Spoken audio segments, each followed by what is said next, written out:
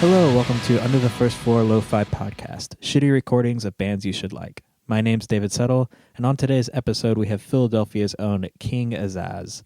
They're a two-piece post-hardcore band that have been making music and playing in basements around here since 2014. They've released 2 cassettes so far and are working on a third right now, so they stopped by the basement to play a couple of new songs as well as some of their old hits.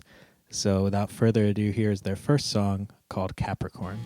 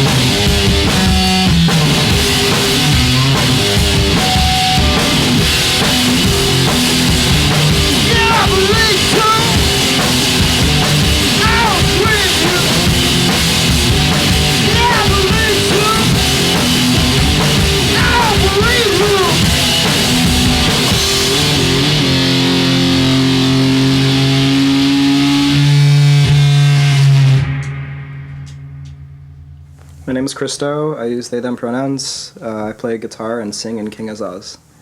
My name's Sarah. I play drums in King Azaz. Do y'all play in other bands too, or just this? I do. I play in a band called Yarrow. I play in a band called Uloy. And yeah, I guess I play in Ronnie Vega, but that's not so much active these days. Right now, this is my only project, but working on other things. Mysterious. Cool. How long have y'all been a band for? I was trying to think of this earlier. I forget when we started. I said 2014, but I don't think that's right. No, I think it is right. It's almost been 6 years.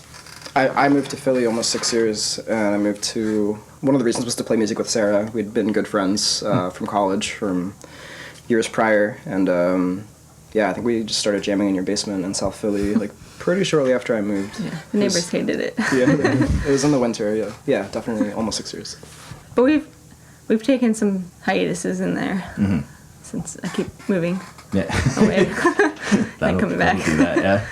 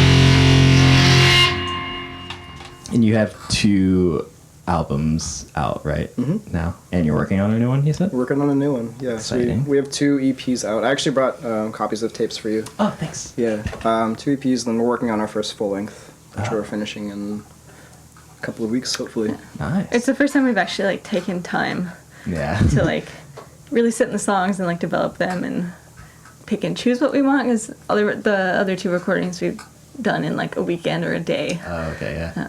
So it feels good to like actually Is that put more intention into it. because you're like living far apart, or was that in the mindset anyway to take time? Yeah, the first one we recorded, Tunnels, we did in one night, I think. Mm-hmm. I think it was the night before I left to That's live in like upstate to for move. New York Oh, okay. for 3 Wow. for 3 months. Was it the night before I left? Do you remember? I don't remember, actually. Did you record it live, or Yeah, tracked everything was live. Okay. Yeah. Vocals, yeah, everything was Wow. live. It was like the coldest night of the year, and we're in like an unheated warehouse. Yeah. But Oh, is it was a lot that of fun. Sex Dungeon? Sex Dungeon. Okay, yeah. I've heard of that place. It was Yeah. cool. But I do think that the distance this time played a large factor in it, 'cause, yeah, a lot of these songs that we're recording or have recorded for this new record they've been written over the past like couple of years, and they're not songs that we really like have played live too much. Just like we workshops like, you know, every couple of months when Sarah comes down to visit to practice. So yeah, I think we thought we were going to finish it in one weekend like a few months ago, and right before we recorded it, we're like, oh shit, we're not totally ready. Like this song is like not fleshed out. Like I don't have lyrics to like these 3 songs. Yeah. So yeah, it definitely factors into it. But I'm grateful for that, because it has given us like space and time to think about it more and be more intentional about what we're. Yeah, I think it's going to be way different than what we've done before. A little more polished, maybe. How are you recording it this time? Same as the last one at the Headroom Studios, but we're doing it with Mark Water. We did it with Kyle Pulley the first time, and Mark was assisting. Okay. And now Mark is the studio manager, I believe. And, Cool. Yeah. I don't know Mark, but I know Kyle. Right. Kyle's awesome. I'm sure Mark is awesome. Mark is a gem. Awesome. They're both gems. Yes. Did you play 2 new songs today from the new record? Yeah. Okay. We played a song called Scum, and we played a song called Ghost, and those are both going to be on the new record. Cool. What kind of like themes do those touch on? If you want to talk about it. If you don't, that's fine too. Yeah, sure. So Scum is about. Oh, I got the name Scum from Society for Cutting Up Men by Valerie Solanas, if you're familiar.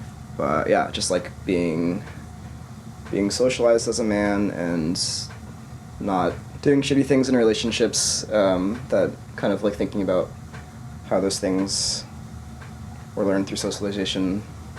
Yeah, just kind of examining those and breaking them down and trying to break away from them. The other one is Ghost, and that's also about a relationship that ended. Just like the debilitating sense of like losing yourself, like losing your sense of self, like after like losing a person who like means so much to you. And yeah, a lot of the songs are about human relationships. Yeah.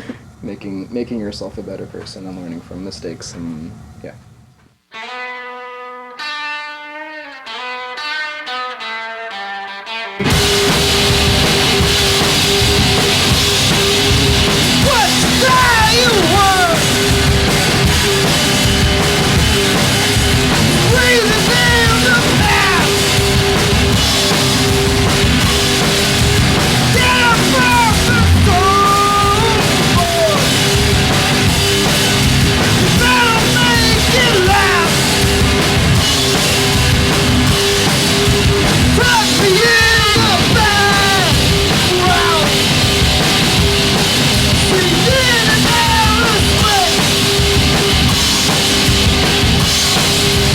Since the day I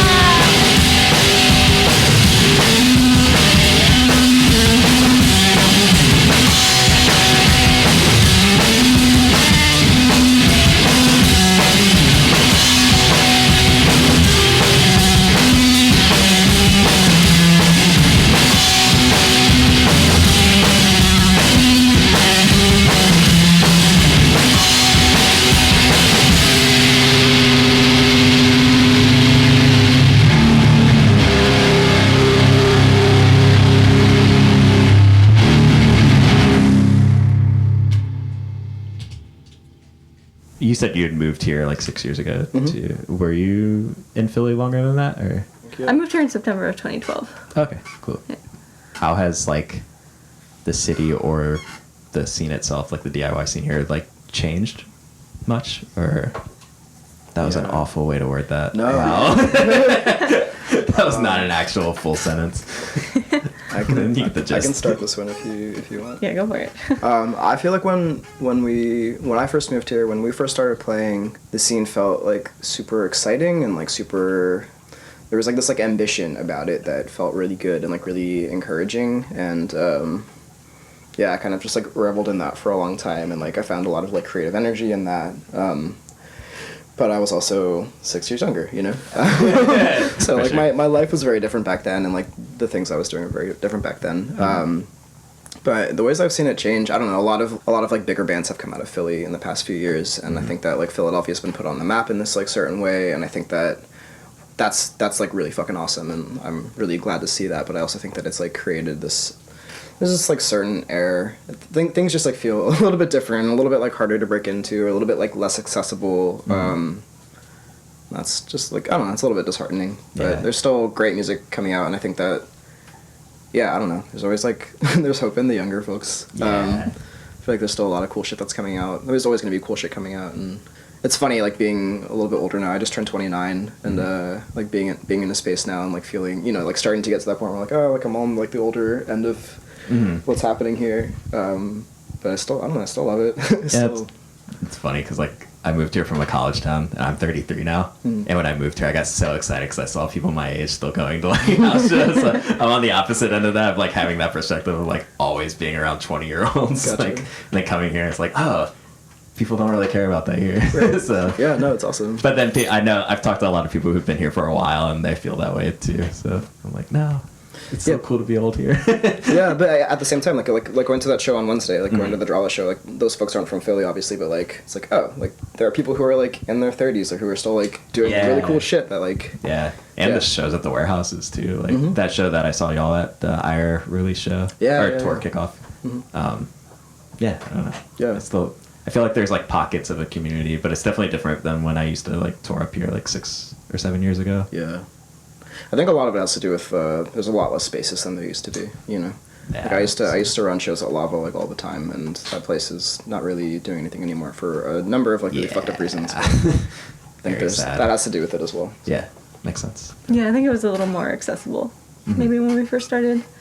It was really nice to start here and like have so much support, and people were like really excited to like hear us, which we played briefly together when we were in college, and like we didn't get that. Oh yeah. Yeah. Where was that at? Greensboro, North Carolina. Oh, okay, cool. Yeah. Which has a cool scene, I think, but just not like Philly was unique in being so supportive, and like people would come out to hear us and like come up to us after the show, and it's just something like we hadn't experienced before. Yeah, Totally. Yeah, that's how I used to feel playing up here. It's like, whoa, people talk to you up here. Yeah, but yeah, you still see that like the Irish show was so much fun to play because like, at least for me, I like felt that energy again. Exactly. Yeah. I'm hoping it'll come back around to that as like younger people come back.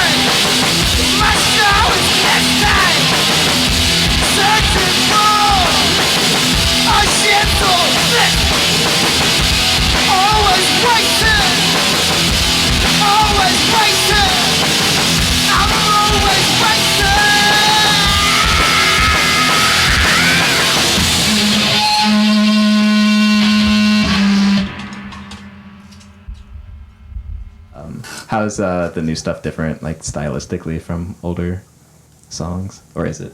I think it's different stylistically in the sense that it's like a little bit more. A lot of the songs are like more straightforward, maybe, and like a little bit more upbeat. Maybe like slightly happier melodies, not necessarily happier subject matter, but Gotcha. yeah, maybe a little bit faster. I don't know. What would you say? Well, I feel like you can hear our influences a little more in them since we have taken more time to like workshop them and like get rid of the parts we don't necessarily want in there. It's funny that you say they're more upbeat because I actually think they're heavier. They could be both. That's not an exclusive.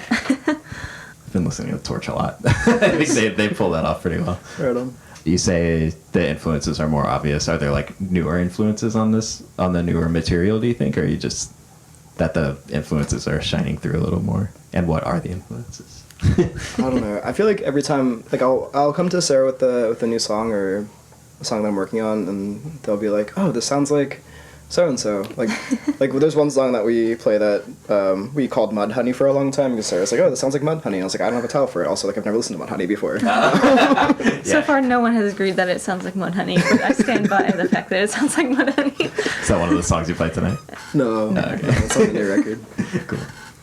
Yeah, I hear a lot more 90s grunge in what we're playing, and I think those are bands that like originally brought us together in the first place when we were in college. So I think we're kind of coming around. Nice. So you played some like way older songs tonight, right? That was like a pretty mixed, like some of the new songs on the record, right? Yeah. And then some of the older songs. Do you listen to your older stuff much? Like, have you gone back and like listened to it? Yeah, totally. Do you still like hold it? I'm not judging. I don't know it very well, so this is not me being No. that shit sucked. More like what do you think, like listening back to that, like with where you're at now? It depends on like why I'm listening to it and I guess the state that I'm in. So sometimes I'll listen to our older stuff to like kind of like reference how I want newer stuff to sound and like maybe different recording techniques for how I want the newer things to sound, or like, you know, what we didn't like about the old stuff. And sometimes I listen to it because I'm like drunk and nostalgic and I want to like remember like the good old days. And for sure. that for me is like when shit holds up. And then in the other context, it's like more like scrutinizing, like I wish we had done this differently, or like I wish that, yeah. Yeah, it's a lot of nostalgia. Okay. Like, especially recording them in like a day or a weekend, like it holds like a memory of a very specific time for me, and like it's even if like I like our newer stuff a lot better, and like sometimes I hesitate to reference people to the older stuff because it doesn't sound like our newer stuff as much. Like I still get a lot of joy from listening to it, and like just personally, this is one of the few bands that I've like actually really liked the music that we make. So it's fun to listen to it. That's good. Yeah, I think I like the older stuff as much as I like the newer stuff. I think it's just like very. I'm really excited to hear the newer stuff recorded and to like listen to it all in like sequence, kind of, you know. Yeah, for sure. I think you can hear a lot of our evolution as a band listening to when this tape comes out, like the 3 tapes together. Cool. Like we definitely grow and like find our sound, I think, a little bit with each tape.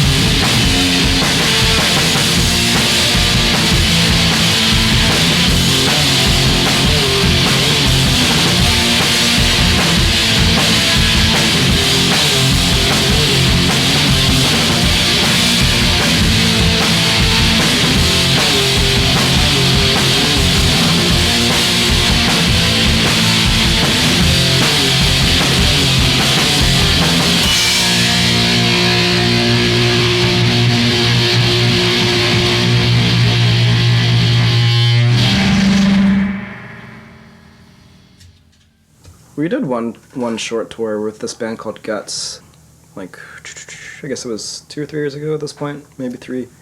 But yeah, no, because of like the distance between us, it makes it difficult. But I really want to tour in the spring. Yeah, it's definitely a goal of ours to do more. I think like we both have jobs that have been kind of hard to take time off of, so it's been a little harder. But it's definitely something we've talked about doing more of in the future, which would be nice to do.